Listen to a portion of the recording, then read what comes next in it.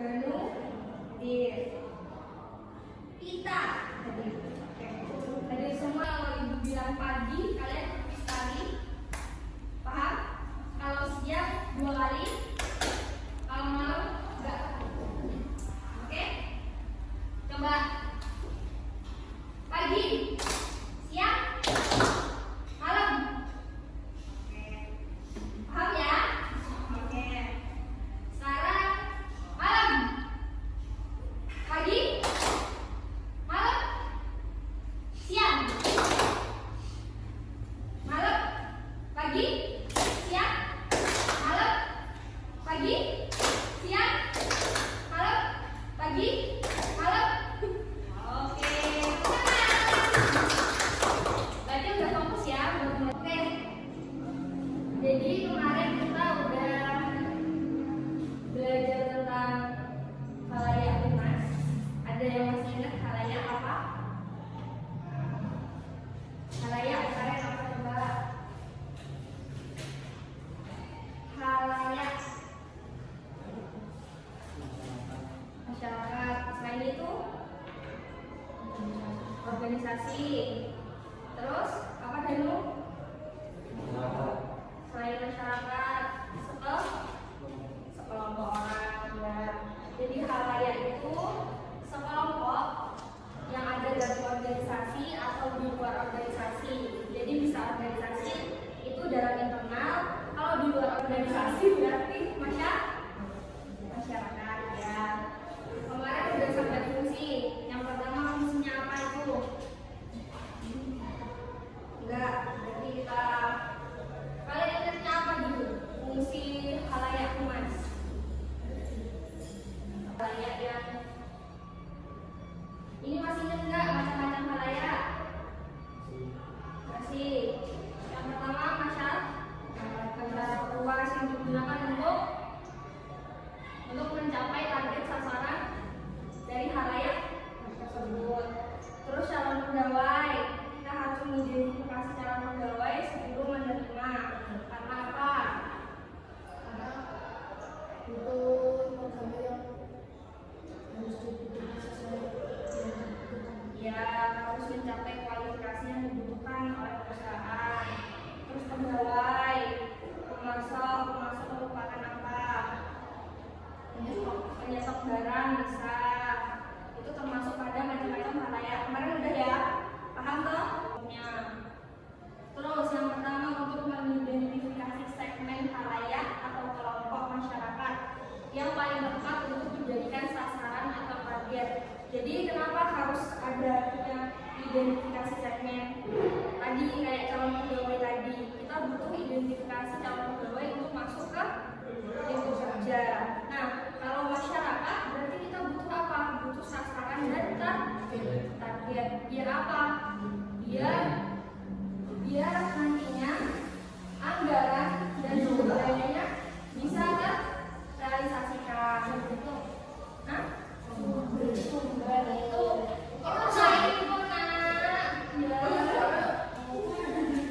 nah ya, jadi saling berhubungan ya. Kok bisa dekat?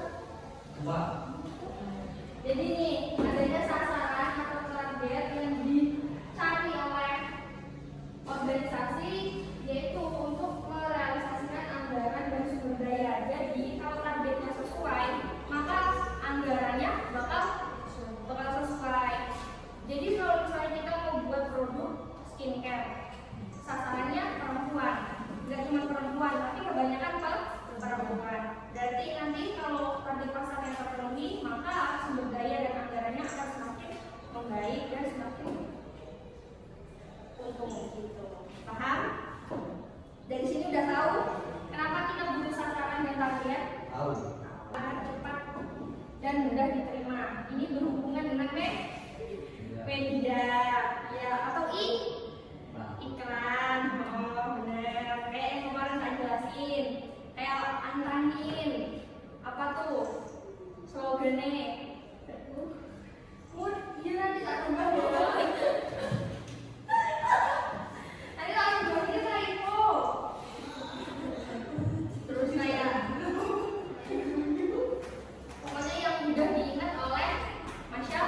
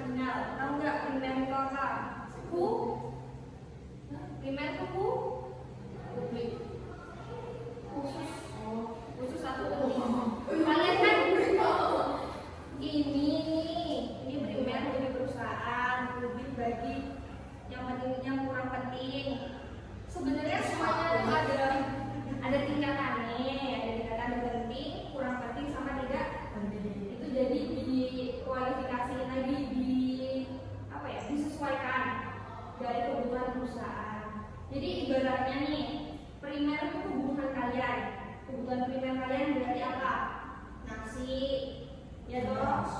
Nah, kalau misalnya kebutuhan primer itu kalian konsumsinya TV, itu masuk ke sekunder atau primer? Sekunder. Berarti kurang penting toh. Berarti itu masuk ke kebutuhan yang kurang penting. Nah, kalau tradisional ini yang mana tahu? Jadi kayak pabrik tradisional adalah pabrik yang saat ini sudah berhubungan dengan perusahaan. Berarti termasuk apa tadi? Karyawan, nice.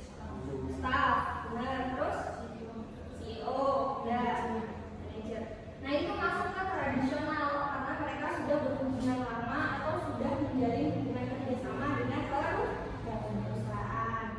Nah kalau masa depan yang akan diperkirakan lagi. Jadi kayak kita butuh apa dalam perusahaan 5 tahun ke depan akan diperkirakan. Berarti kebutuhannya menyangkut masa 5 tahun ke depan lagi.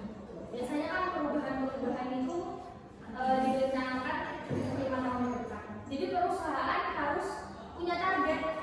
Apakah target 2023 ini selesai? Nah kita harus punya target ke depannya lagi. Sasarannya apakah sudah sesuai atau belum? Apakah sudah memenuhi atau belum? Kalau apa? Sebenarnya kadang kalau lewat YouTube itu juga nggak apa-apa. Siapa yang lihat di sini? Sulastri. Ya. Nanti jangan lupa ditulisin. Di sini kami dari kelompok 1 ingin mempresentasikan hasil diskusi kami tentang halayak humas. Terus soalnya adalah Rena adalah seorang praktisi humas yang bekerja di sebuah universitas. Di dalam bekerja sebagai humas, ia harus menjaga hubungan baik dengan halayak yang menjadi universitas yang bekerja. Tentulah ia mengidentifikasi siapa saja halayak di universitas yang kalian ketahui. yang kami ketahui yaitu dosen, mahasiswa, praktisi, staf, alumni, karyawan, administrasi. Udah. Terima kasih kelompok 1. Oke, jadi ini ada hadiah buat kelompok 1. Hadiahnya kecil tapi nggak apa-apa.